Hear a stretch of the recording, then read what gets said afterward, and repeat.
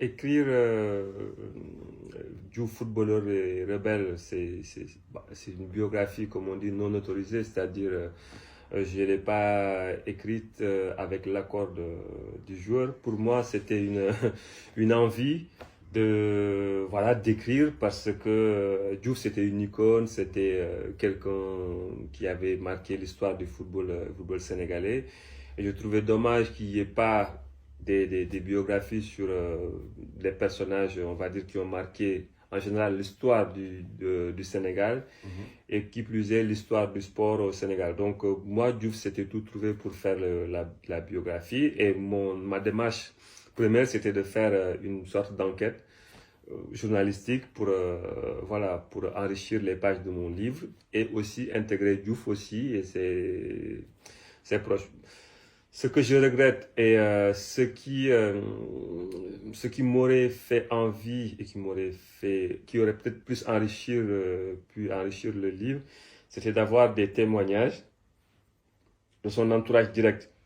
Je parle par exemple de sa famille directe, de sa mère par exemple. Je me rappelle même que j'avais eu un rendez-vous avec sa maman, parce qu'à l'époque j'étais en France. Donc j'avais appelé sa maman qui était toute contente de m'accueillir et on s'est donné rendez-vous à Saint-Louis.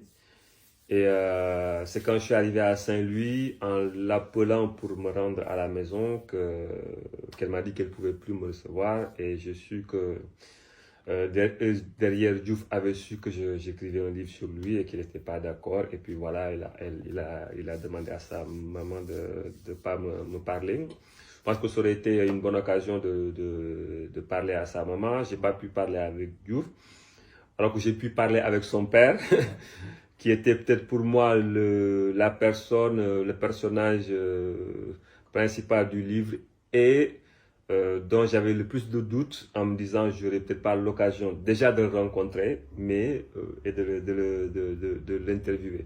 Donc j'ai eu la chance de le rencontrer au Portugal, on a pu discuter et ça a été aussi on va dire l'une des clés du livre. Donc voilà ce que je regrette, c'est de ne pas pu parler avec Diouf. Et même jusqu'à présent, je regrette de ne pas un jour me poser autour d'une table, prendre un café avec El Hadji Diouf et puis discuter avec lui du livre, de sa carrière, de beaucoup d'autres choses. J'ai fait des interviews de lui, mais ça a été au téléphone, ça a été avant le livre, mais on n'a jamais eu l'occasion de discuter de ça. J'aurais bien aimé savoir ce qu'il en pense.